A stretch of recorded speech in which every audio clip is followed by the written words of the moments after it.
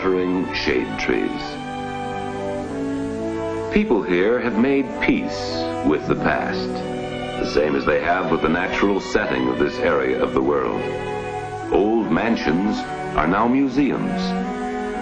But don't let such historical preservation beguile you. People here can be tough, too. They can be tough with a tree when surgery is necessary. They can be tough with a tree. They can be tough with a house. They can be tough with a city when surgery is necessary. Tough, yet tender at the same time, in the manner of skilled professionals. Have you ever heard of Genesee fever? Historically, it was probably some kind of rash encountered by Colonel Nathaniel Rochester when he decided to utilize the water power of the Genesee Falls and build a settlement here. Today, Genesee fever best describes the rash of activity that has continued in this area of the world from the frontier forward. There has never been any nonsense about the purpose of the city or the 9 counties of the Rochester economic area. Quite simply, it is considered a place to make a profit as pleasantly as possible. The community is fully aware of the financial facts of life and the methods of making an economic area prosperous. Oh, I had a mule. Her name was Sal, 20 years on the Erie Canal. That much-chanted and tall-tailed waterway was pronounced Erie back in the 1820s, when it was the main trade and travel artery in America. Today, it provides recreational facilities, fishing and boating, as well as many a pleasant picnic area for family outings. The present barge canal carries cargoes of grain and petroleum, slow freight, and is still serving in America's network of inland waterways. Rochester was one of the first boom towns in America. What the Erie started, the railroads continued. Faster freight and passenger service. Bonanza business right in the heart of Rochester. What the railroads continued, the automobile climaxed.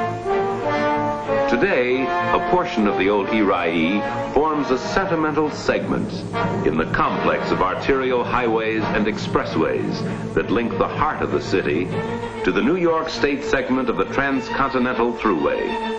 Tough yet gentle surgery for the old Erie. The important thing, of course, is that the heart of the city has a booming beat, stronger than ever before. Times change, and you either change your city to fit them, or they'll change your city, often unpleasantly, more often unprofitably. Rochester has made its peace with the automobile. Is it practical to do otherwise? Does it make any civic sense whatsoever to cuss the tyranny of wheels and the insolent chariots, instead of getting together to plan a workable solution for traffic congestion? 20th century America is geared to the automobile, and thus is Rochester geared. Traffic flows here, flows faster all the time, because of community planning for the years ahead. Coincidentally, there is one of the best traffic safety records here of any city in the country. Believe me, friend, if you're driving more these days and enjoying it less, come to Rochester. Here, driving is the positive pleasure it ought to be everywhere. What's more, there's plenty of convenient parking space, thanks to more community planning for the years ahead, and the building of self-liquidating municipal parking units. Rochester Monroe County Airport is only 10 minutes from downtown. When these pictures were taken, the runways were being extended to accommodate jet flights.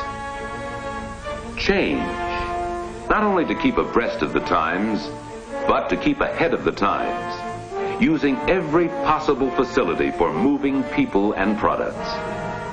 Yes, Rochester is on the move, with every means of travel and transportation. Genesee fever in the airborne age. Out of Rochester, you get a pleasant view of the Barge Canal, where it crosses the Genesee. Did you ever see a city so green and growing? Green and growing right into the downtown area. That is the inner loop, channeling traffic to the central core of the city. That is the outer loop, circling the city, channeling traffic to the surrounding suburbs and industrial parks. Starting practically from scratch with the advent of the St. Lawrence Seaway, Rochester has made significant strides in attracting commercial cargo. What's being loaded or unloaded today? Clean cargo, certainly. Cargo compatible with the community. Mobile cranes move goods from ship to shore.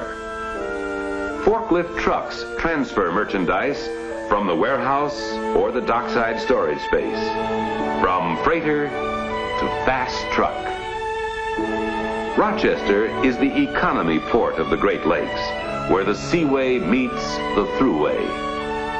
It is within a 350-mile radius of the greatest consumer and industrial goods market in the world. An arc including Boston, New York, Philadelphia, Pittsburgh, Cincinnati, Cleveland, and Detroit.